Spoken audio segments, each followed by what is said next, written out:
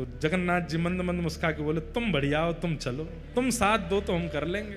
बेचारे वहां जहां हम चोरी करने जाएंगे सब बेचारे कहीं, लाला चोरी कर लो, आ जाओ हमारे घर आ जाओ, चोरी कर लो। दाऊ दादा के हल से इतना डरेंगे सब, हमको सुख नहीं मिलेगा। तो जगन्नाथ जी बोले, हमारा मन नहीं लग रहा। बोले, क्यों नहीं लग रहा? बोले, हम पूरी उड़ीसा में विराजमान तो हो गए, खूब बढ़िया चकाचक यहाँ पे पाते हैं दाल भात महाप्रसाद, लेकिन बचपन में जो हम लीला करते थे वो सब यहाँ नहीं कर पा रहे। बोले, क्या नहीं हो रहा? बोले, चोरी नहीं कर पा रहे हम, चोरी करने का मन हो रहा। माधवदास जी बोले, धीरे बोलो, जगन्नाथ बोलते हैं लोग आपको। क्या बोलते हैं? जगन्नाथ। पूरे विश्व की रक्षा करने वाले को जगन्नाथ कहते हैं। नाथ का मतलब रक्षक। और आप जो यहाँ पे ऐसी अभी चोरी वोरी करने की बात कर रहे हो। ठाकुर जी बोले, भले ही हमारा नाम जगन्नाथ हो गया, ऊपर स्वभाव कैसे छूटे? स्वभाव तो वही है हमारा। बहुत मन हो रहा है चोरी करने का। माधवदास जी बोले, तो फिर चले जाइए, क्यों, किसने रोका आपको? कर आओ चोरी। ठाकुर जी बोले, वो भी तो बात है, अकेले आनंद नहीं आता है, एक आध दो लोग हों साथ में तो सुख मिलता है। माधवदास जी बोले, बगल में सुभद्रा जी और ये बलभद्र जी हैं, इनको ले जाओ। बोले, रहने दो, फिर तो हम ऐसे ठीक हैं। क्यों? बोले, इनको लेकर के जाऊंगा तो फिर एक तो मुझसे खुद ही नहीं संभाला जाता अपने आप को, इनको क्या संभालूंगा फिर मैं? और बलराम जी हमारे वैसे ही क्रोधी हैं, चोरी में अगर पकड़े गए तो सीधा सर धड़ से अलग ही कर देंगे, उसका हत्या और हो जाएगी। और बल्कि बलराम जी तो ऐसे हैं, मैंने अगर इनसे कह दी कि चोरी करने जाना है तो पहले तो मुझे ही चार सुनाएंगे, और नेक शर्म ना आवे, इतना बड़ो है गो, भगवान बन गो, सब तो को आके प्रणाम करें, फिर वो चोरी करना ना छोड़ रहा, चार तो मुझे सुनाएंगे। और फिर उसके बाद चोरी करने का मन बना भी दूंगा तो बलभद्र जी बड़ देव हैं, इनको बड़े देवता माना जाता है। ये जगन्नाथ जी यहाँ पे कहते हैं कि जगन्नाथ जी अगर कोई काम पूरा नहीं कर रहे हो तो बलभद्र जी से कह दो, और ऐसा कह के कह दो कि जगन्नाथ जी देख लो हमारी सुन नहीं रहे, हे दाऊ दादा देख लो ये हमारी बात मान नहीं रहे, आपका काम उसी समय हो जाएगा, वो बड़ देव हैं। बोले, अगर मैंने इनसे कह दी कि मुझे चोरी करनी है तो बलराम जी पूरी जगन्नाथपुरी को बुला लेंगे और सबसे कहेंगे, हमारो लाला चोरी करने आएगा, व्यवस्था करो। ऐसी चोरी की क्या, फिर हमको सुख तो मिलेगा नहीं। बेचारे वहां जहां हम चोरी करने जाएंगे सब बेचारे कहें, लाला चोरी कर लो, आ जाओ हमारे घर आ जाओ, चोरी कर लो। दाऊ दादा के हल से इतना डरेंगे सब, हमको सुख नहीं मिलेगा। माधवदास जी बोले, तो फिर अब चोर कहां से लाऊं आपके लिए? किसको लेके आऊं? किसके साथ जाओगे चोरी करने? तो जगन्नाथ जी मंद मंद मुस्का के बोले, तुम बढ़िया हो, तुम चलो, तुम साथ दो तो हम कर लेंगे। माधवदास जी बोले, वयोवृद्ध शरीर है मेरा, शमशान बस कुछ ही दिन दूर रह गया है मुझसे, हाथ पांव में लकड़ियां, ये हाथ कांपते हैं, पैर कांपते हैं, क्या वयोवृद्ध बूढ़े आदमी के संग क्या चोरी करोगे आप? ठाकुर जी बोले, वो सब हम करवा लेंगे, तुम बस हाँ कर दो। माधवदास जी बोले, नियम तो बता दो, हमने कभी चोरी करी नहीं, हमको पता नहीं है। तो जगन्नाथ जी बोले, सबसे पहला नियम। बोले, क्या? फुर्ती रखनी है, लेकिन फुर्ती में आवाज नहीं करनी है। मतलब गति तो तेज हो, पर जैसे हम चलते हैं तो हमारे पैरों की आवाज आती, हाथों की आवाज आती, कपड़ों की आवाज आती, आवाज नहीं आनी चाहिए। फुर्ती भी हो और आवाज ना हो, पहला नियम। और दूसरी बात, पलके नहीं झपकनी, नेत्र खोल कर रखने, कान खोल के रखने, ध्यान रखना कहीं से कोई आ नहीं जाए। बोले, अच्छा, और कोई नियम? बोले, ये दो तुम निभा लेना, बाकी मैं संभाल लूंगा, चलो। माधवदास जी बोले, कहां जाएंगे चोरी करने? कौन गोपी, यहां कौन गोपी के यहां जाओगे? बोले, गोपी गोपी के यहां नहीं जाएंगे। तो बोले, ये जो राजा हैं जगन्नाथपुरी के, इनके बगीचा में खूब सुंदर सुंदर कटहल होते हैं, और देखो ये हम हमारे लिए भोग लगाने भेजते नहीं है, हमको कटहल खाने का मन कर रहा है, कटहल की चोरी करके आएंगे। माधवदास जी बोले, इतना सब कुछ करने की क्या आवश्यकता है? हम राजा जी को पत्र भेज देते हैं, कठेल भिजवा देंगे, कल कठेल ही कठेल पाना, आप चोरी करने का। अरे माधवदास फिर तुम वही बात कर रहे हो, तुम कठेल मंगाओ, चलो कह दो राजा से कल एक कठेल भेजे। कठेल आया, बोले अब इसकी सब्जी बनाओ, सब्जी बनाओ, अब हमने पाली अब तुम पाओ, वो पाली। बोले अब स्वाद मिल गया, बोले हाँ अब तुम चोरी वाले कठेल का स्वाद देखना, इससे दुगना होगा। अब ये जो सुख मिला है ये फीका लगेगा उसके आगे, इसलिए अब चोरी करने चलो। माधवदास जी बोले ठीक है। तो बोले मैं रात में मेरे को सिंह द्वार पे मिल जाना। वो सिंह द्वार पे नहीं, दक्षिण द्वार पे मिलना। सिंह द्वार पे तो सब खड़े रहते हैं, रात में सोते हैं, सोने नहीं देते, बैठ जाते हैं वहां पे। कई भक्त रात भर नाम कीर्तन करते हैं, सबको पता चल जाएगा मैं निकला हूं। दक्षिण द्वार पे मिलना। दक्षिण द्वार पे माधवदास जी बाहर प्रतीक्षा कर रहे हैं। रात्रि में ठाकुर जी आए, चुपचाप छोटे से लाला बन गए, बड़े बड़े नेत्र हैं, कारे ठाकुर जी, और सुंदर एक पोशाक अपनी ऐसी धारण करके आए, आंख ही आंख दिख रही है बस। माधवदास जी ने अपने कंधा पे बैठा लिया और यहां दोनों हाथ रख करके श्री जगन्नाथ जी जा रहे हैं चोरी करने। राजा के बगीचा में पहुंचे। कहां हैं? बोले देखो सामने कटहल का पेड़ है, वहां चलो। पहुंच गए बगीचा में, अंदर जाकर के जगन्नाथ जी उतर गए नीचे। ठाकुर जी बोले अब ऊपर चढ़ना पड़ेगा, ऊपर से कटहल तोड़नी पड़ेगी। तो माधवदास जी बोले कौन से पेड़ पर चढ़ना? अरे धीरे बोलो, कोई सुन लेगा, हम तुमसे पहले ही बोले धीरे बोलना, क्या चिल्ला रहे हो? जैसे ही माधवदास जी बोले इतने में कौन से पेड़ पर चढ़ना है, तो बगीचे का मालिक उठ गया, बोले मैं बताता हूं कौन से पर चढ़ना, रुको। डंडा लेकर के आया, कहां हो तुम? अब जगन्नाथ जी मुख बंद करो, माधवदास जी को छुपा में बोले कि इतना तेज क्यों बोलते हो? पहले ही कहा था आवाज नहीं करनी, देखो आ रहा है, ढूंढ रहा है हमको। छुप के खड़े हो गए, बगीचा में घूम के चला गया, वो उसको नहीं मिले। माधवदास जी बोले अब क्या करना है? बोले देखो पेड़ के ऊपर हम दोनों में से कोई एक चढ़ेगा और नीचे दूसरा ऐसे करके लपकेगा, गिरेगा तो धम आवाज होगी, फिर से आ जाएगा माली। तो माधवदास जी बोले आप तो लाला हो, इतना भारी आपका शरीर है, आप खुद ही धम्म से नहीं गिर जाओ, मैं चढ़ता हूं ऊपर। ठाकुर जी बोले तुम चढ़ो, हम पीताम्बरी करके खड़े, हम ले लेंगे गोद में। ऊपर चढ़ गए माधवदास जी। अब कटहल लेकर के अब माधवदास जी ऊपर से चिल्ला के पूछ रहे कौन सा दूं, जे वाला कि वो वाला? ठाकुर जी बोले मरे खड़ो रहे ऊपर ही। इतने में ही बगीचा वाला बोले मैं बताता हूं कौन सा। ठाकुर जी तो वहां से भाज गए। अब ऊपर से माधवदास जी कटहल गिर रहे नीचे, धम्म। अरे ये धम्म आवाज आ रही है, आप लपक नहीं रहे क्या? नीचे माली बोला मैं लपकूंगा, आजा नीचे। माधवदास जी नीचे उतर करके आए बेचारे, ठाकुर जी तो भाज गए वहां से। माधवदास जी जैसे ही निकल करके नीचे आए, माली ने पकड़ करके 2-4 तो डंडा दिए, उनमें हाथ पांव बांध दिए, बोले रुक जाओ तुमको बताते हैं, सुबह होगी। माधवदास जी इधर उधर देख रहे, किसको ढूंढ रहे हो? बोले एक और आए थे साथ में, उनको ढूंढ रहा हूं, हमें तो कोई नहीं दिखा। बोले अब वो तो अंतर ध्यान हो गए होंगे, वो कहां दिखेंगे। ठाकुर जी भाज गए, सीधे मंदिर में जाके खड़े है गए, बढ़िया है। दूसरे दिन सुबह हुई, राजा को खबर मिली कि भाई हमारे बगीचा में कोई चोर घुसे थे रात को। सुबह सुबह राजा बगीचा घूमने आता था, तो जैसे ही बगीचा में आया तो देखा माधवदास जी पेड़ से लटके पड़े हैं। राजा उनको गुरु मानता था, तुरंत आकर के अरे गुरुदेव गुरुदेव गुरुदेव ये कैसी लीला, जल्दी खोलो इनके। मालिक है इनको नहीं खोलना, ये रात में कटहल चुरा रहे थे यहां से। अरे हमारे गुरु जी हैं, खोलो इनको। तुरंत खोला, माधवदास जी के नेत्र सजल हैं। राजा बोले भगवान गुरुदेव ये कैसा कौतुक, आप मुझे बोल देते, मैं आपने परसों भी तो मंगवाया तो मैंने कटहल भिजवाया, आप और इच्छा थी तो मैं और भिजवा देता। माधवदास जी बोले हमारा शरीर देख करके तुमको लगता है कि हम कटहल खाते होंगे? हमारे अंग में कहीं भी आपको ऐसे लक्षण दिखते हैं? हमारी जीवा इतनी चटोरी होगी कि हमको कटहल की इच्छा हो?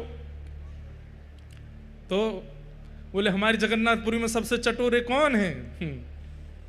बोले कौन है? बोले सबसे ज्यादा स्वादिगर एक ही है, महाप्रभु जगन्नाथ। उनकी इच्छा हो रही थी कि भैया बहुत बड़े हैं गए, हमने चोरी नहीं करी, तो चोरी करने के लिए आपके बगीचे में आए थे, कटहल की चुराई करने के लिए हमको ऊपर चढ़ाया, सबरी बात बताई और बोले वो तो भाग गए, इसने हमको पकड़ लिया। राजा के नेत्र सजल हो गए, चरणों में गिर गए, बोले मैं कितना बड़ा भाग्यशाली हूं, महाप्रभु जगन्नाथ मेरे बगीचे पर चोरी करने आए। और उसी दिन पूरा बगीचा महाप्रभु जगन्नाथ जी के ही नाम कर दिया। बोले अब ये महाप्रभु जी का ही है, अभी हमारा नहीं है, अब यहां जो भी सामग्री सब महाप्रभु जी की। माधवदास जी बेचारे स्नान ध्यान करके निकले, समुद्र प्रणाम करने जाते थे रोज भोर में। जैसे ही समुद्र प्रणाम करने गए, सोई दूर देखा कालिया ठाकुर ऐसे ऐसे चलते आ रहे हैं। माधवदास जी बोले बहुत बढ़िया, भाज गए थे रात को? बोले हम तो नहीं भाजे, तुम चिल्ला क्यों रहे थे ऊपर पेड़ पे से? तो बोले तो तुम्हारी इच्छा पूरी हो गई, चोरी करनी है, चोरी करनी है, एक कटहल हाथ नहीं पड़ा आपके। बोले अब क्या करें? बोले चिंता नहीं करो, आप तो भाज गए थे, पर हम देखो रात में पिटे बंधे पूरा बगीचा आपके नाम करवा के आ गए, लो अब जाओ खूब प्रेम से कटहल पाओ। ठाकुर जी बोले माधव मन की मन में ही रह गई। बोले क्या चोरी भाई? नहीं। बोले तुम्हारे हाथ जोड़े हैं, तुम खुद ही देख लेना कब करनी है। तो आज भी जगन्नाथ महाप्रभु की इच्छा पूरी भई नहीं है चोरी करवे की। है कोई अगर तो करो ऐसी व्यवस्था कि कभी महाप्रभु जी आवे और चोरी कर ले जाएं आपके घर से कछु। बंधुओं, अपनी बगीचे के पुष्पों को इसी भाव से तैयार करो, अपने बगीचे के सुंदर फलों को भी इसी भाव से तैयार करो, अपने घर की सब सामग्री को इसी भाव से तैयार करो कि कभी महाप्रभु जी की इच्छा पूरी हो जाए, कभी उनका ये भाव पूरा हो जाए, वो हमारे घर आवे। तू है सखी बड़ भाग बड़ी, नंदलाल तेरे घर आवत है। तू है सखी बड़ भाग बड़ी, नंदलाल तेरे घर। चाहे ठाकुर जी कितनी भी दूर चले जाएं वृंदावन से, पर वृंदावन की स्मृति ठाकुर जी के संग ही रहती है। वृंदावन की लीला ठाकुर जी कहीं नहीं छोड़ते। श्रीनाथ जी चोरी करते हैं, हमारे जगन्नाथ जी चोरी करते हैं, वहां द्वारिकाधीश चोरी करते हैं। बद्रीनाथ भगवान बेचारे वो तो तपस्या में, वो कर नहीं रहे, पर करते तो वो भी होंगे, छोड़ नहीं सकते। ऐसे हमारे महाप्रभु जगन्नाथ, कैसा अनुग्रह है ठाकुर जी का अपने भक्तों के ऊपर। कभी कभी हमें लगता है कि आज भी अनुग्रह ठाकुर जी करते हैं, आज भी लीला महाप्रभु जगन्नाथ कर रहे हैं, पर हमें अभी पता नहीं चल रहा है। हमारे जब समय निकल जाएगा तब कोई भक्त की गाथा निकलेगी इस काल के, उसके ऊपर कृपा कर रहे होंगे अभी भी ठाकुर जी। तो इस प्रकार ठाकुर जी की बाल लीलाएं ब्रज में चल रही हैं। सब ब्रजवासियों ने कही कि कोई ना कोई राक्षस लाला के ऊपर आक्रमण करें। आज 2 वृक्ष गिर गए, नलकूवर मणिग्रीव ऊखल में बंधे थे ठाकुर जी। ब्रजवासियों ने कहा कि हमारे लाला पे इतने संकट आमे, अब हमें यहाँ गोकुल में नहीं रहना चाहिए, अब कहीं और चलो। और तब कहाँ गए?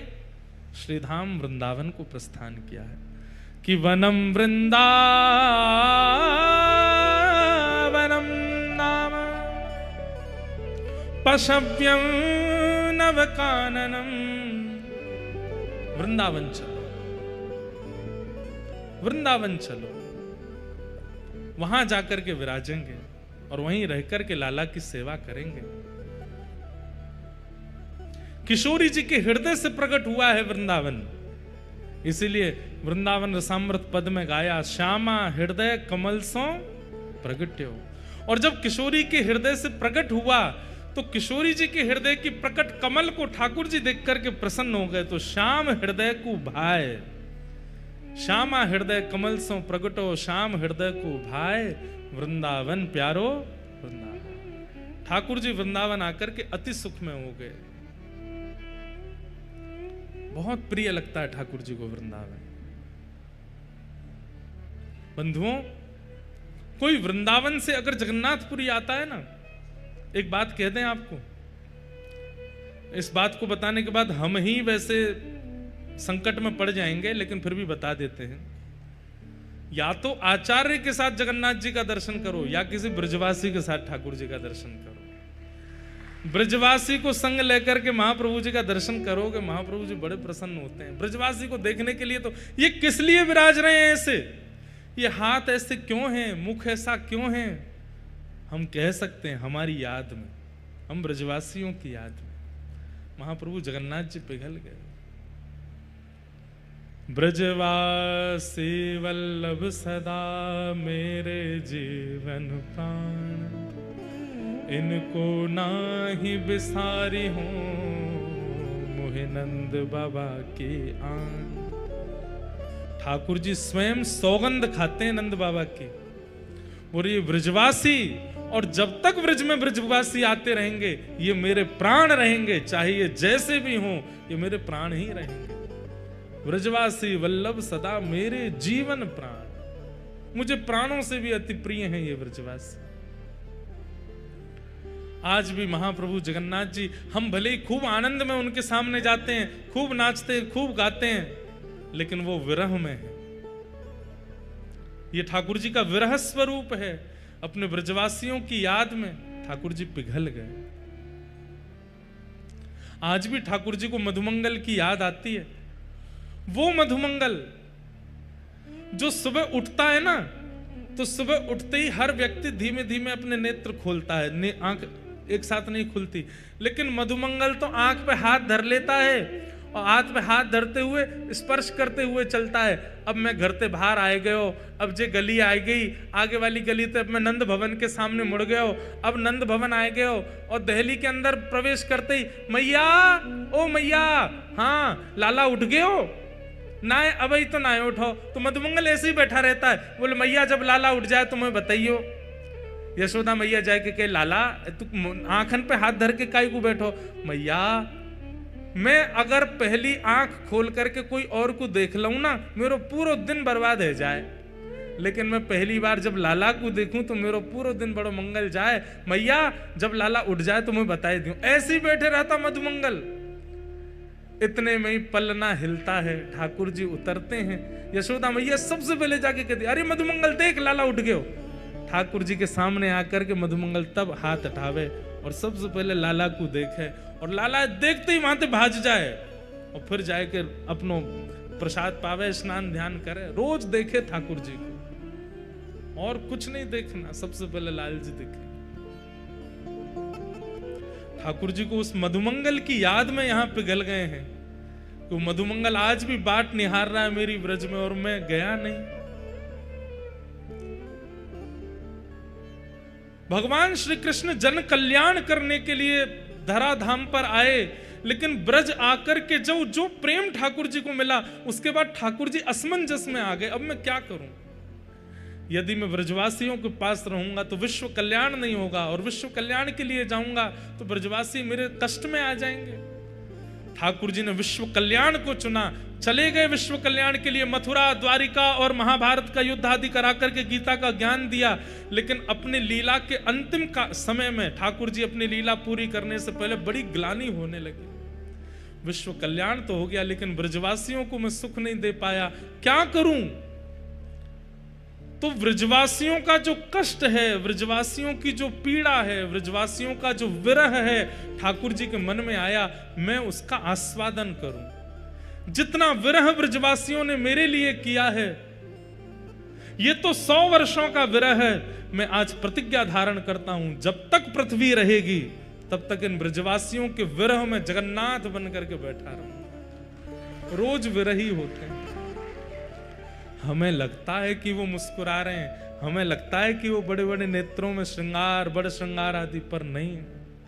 वहां प्रभु जगन्नाथ जी विरह में है, ब्रजवासियों के विरह में। इसलिए जब जाते हैं तो महाप्रभु जी को राधा नाम सुनाया करो, श्री महाप्रभु जी को ब्रजवासियों की याद बताया करो, जाकर के वार्ता किया करो। लाला हम ब्रजते आए हैं, ब्रज बड़ो आनंद में है, वहां पे सब ब्रजवासी बड़े प्रसन्न हैं, मैया यशोदा, नंद बाबा, मधुमंगल, सीतामा सब बड़े आनंद में हैं। तो महाप्रभु जी बड़े प्रसन्न हो जाते हैं कि कोई ने व्रज की याद तो दिलाई।